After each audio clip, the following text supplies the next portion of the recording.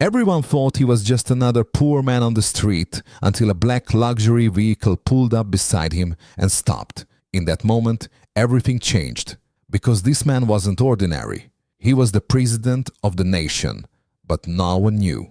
That morning, as the sun rose over the capital, Ouagadougou, the streets buzzed with their usual dust, chaos and chatter. But among the crowd, a man in tattered clothes walked slowly. His shirt was faded, the toes of his shoes were worn through, and a dried stain clung to the collar.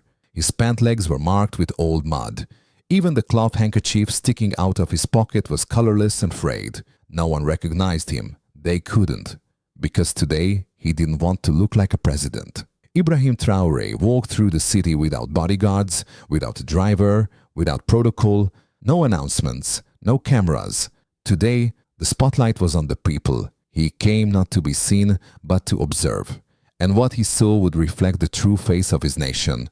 Some bumped into him without apology. A woman clutched her purse tightly and crossed the street after eyeing him head to toe. One man sneered as he passed by, muttering, "These streets are full of beggars." But Traoré kept walking silently. He never said a word. He watched with his eyes. Every face told a story. Arrogance, fear, anger, indifference. And for the first time, perhaps as a leader, he was witnessing his people raw and unfiltered. He stopped in front of a small bakery on the corner. The scent of fresh bread filled the air. Just as he stepped toward the door, the shop owner barked at him, "Hey, go somewhere else. We don't give out free food here." Traoré lowered his head. Not even a smile, just a faint curl at the edge of his lips. He turned and walked on. The morning sun warming his shoulders, carrying not just the weight of leadership, but the sting of judgment from his own people. But that day, that's exactly what he came for, to be judged. Traoré blended into the crowd. Some people avoided even a glance, while others looked straight at him with a mix of arrogance, disgust, and judgment. In their eyes, his appearance had stripped him of his humanity. No greetings, no smiles, just quiet condemnation. A group of young men were laughing loudly on the sidewalk. As Traoré passed by, one of them jeered, "Hey, Grandpa, did that shirt survive from 1960? Another burst into laughter, adding, "Watch out, guys. He might be the lost king of some forgotten tribe." Traoré said nothing. His expression betrayed a quiet sadness, but deeper within, something heavier lingered. The familiar sting of being judged without a word. Just a few steps ahead, an elderly woman struggled with grocery bags. As Traoré leaned in to help, she recoiled in fear and shouted, "Don't touch me! Don't steal my money!" People turned their heads. Some watched with mild curiosity. No one intervened. Then something unexpected happened. A small barefoot boy in a torn shirt approached, shaking an old tin can for coins. He walked right up to Traoré. His hands were dirty, but steady, as he reached into his pocket and pulled out a few coins. "Here, mister, maybe you can buy some milk," he said. Time seemed to freeze. Traoré's eyes filled with tears. His knees trembled. Inside, a voice whispered, "This child is the future of this country." He wanted to speak, but a lump tightened in his throat.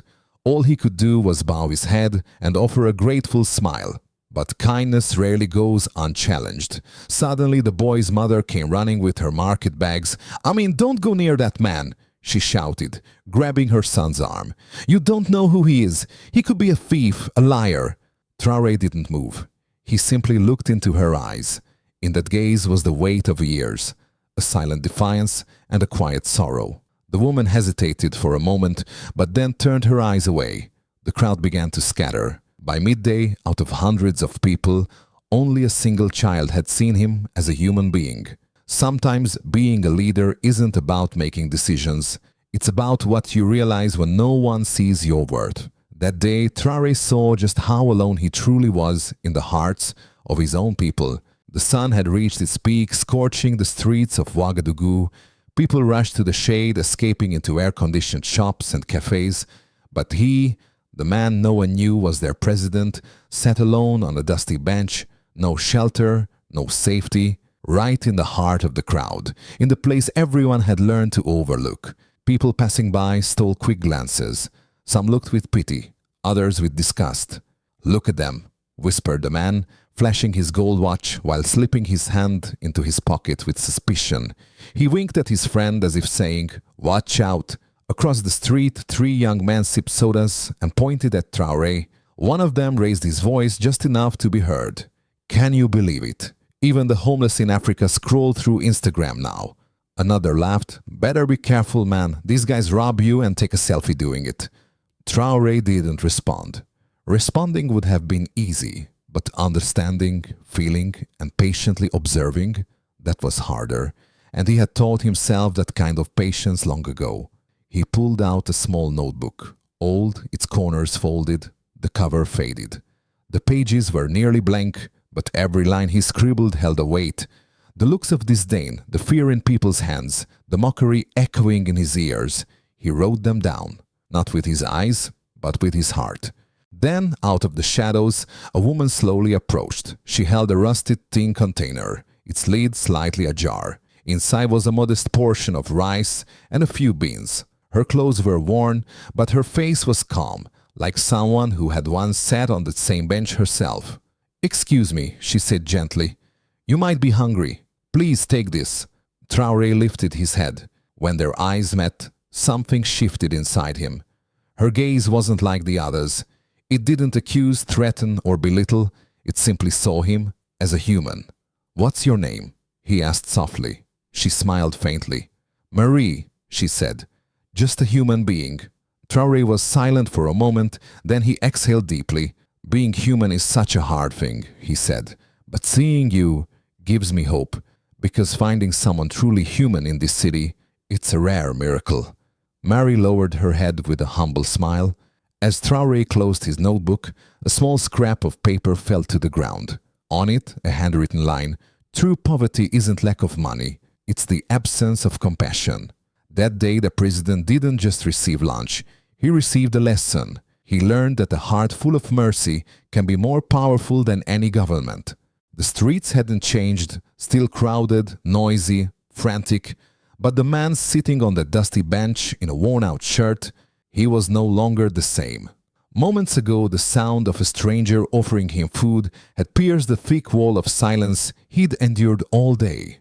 Marie's voice had drowned out the city's ugly noise. Then came a different sound, a low rumble in the sky. A black vehicle with tinted windows tore through the streets, defying the chaotic buzz of the city. People looked up, puzzled at first. Then they paused. The car screeched to a stop, right in front of the bench where Traoré sat. From the vehicle stepped a man in a suit, earpiece in place, posture stiff like a scene from a movie.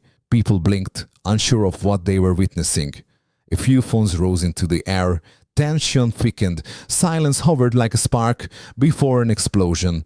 The man leaned down and spoke with calm authority. "Mr. President, your safety is at risk. Please step into the car." That sentence shattered the moment. "President? That guy is the president? No way! That can't be." The young men who had mocked him fell silent. One of them dropped his phone. The screen cracked on the pavement. The woman who had clutched her purse loosened her grip and took 2 steps back. The shopkeeper who had kicked him away leaned against a wall, knees suddenly weak. Traoré stood up. He wasn't angry. He wasn't smug. He was simply tired. Tired of the looks, the prejudice, the quiet cruelty. He let the security officer take his arm, but before stepping into the car, he turned around. Marie was still there, holding the now empty food container, her eyes wide, filled with remorse and confusion. Their eyes met. Her lips trembled as she whispered, "I didn't know. Please forgive me." The president stepped toward her. The city seemed to fall into a hush, and only his voice was heard. "You did know. Your heart knew. I won't forget your name, Marie." He turned, got into the car. The tinted window rolled up slowly, and Traoré's eyes took one last look at his people, this time from inside the car. That day, the city didn't just witness a president getting into a vehicle. It witnessed its own judgment, its own reflection, its own silence, because sometimes the loudest slap is the one never delivered, and the most powerful message is exchanged in a silent look between 2 souls. The next day, the entire nation was on its feet. Televisions, newspapers, social media, Everyone was replaying the same footage, asking the same haunting question. How did we not recognize him? The man they laughed at, shooed away like a beggar, avoided on the streets. He was their president, and no one had noticed. At exactly 10 a.m., a special broadcast interrupted the morning schedule on national television. The screen faded to black. Then it lit up again, this time with the image of Ibrahim Traoré. No uniform, no military entourage, just a plain suit, a calm face, and eyes carrying the weight of the truth he had lived. Before he spoke, he remained silent. A deliberate pause. Then he reached for the microphone. Yesterday I conducted a test, but this wasn't a president testing his people. It was an attempt to hold a mirror to our society's conscience, and what we saw in that mirror was both painful and hopeful. The room fell still. You could almost hear hearts beating. A woman clutched her purse. A man kicked me out of his shop. Teenagers mocked me, but a child, he offered me his last few coins. And a woman, Marie, shared her meal. That is the real face of our nation, a place where darkness and light walk side by side. He paused again and looked directly into the camera.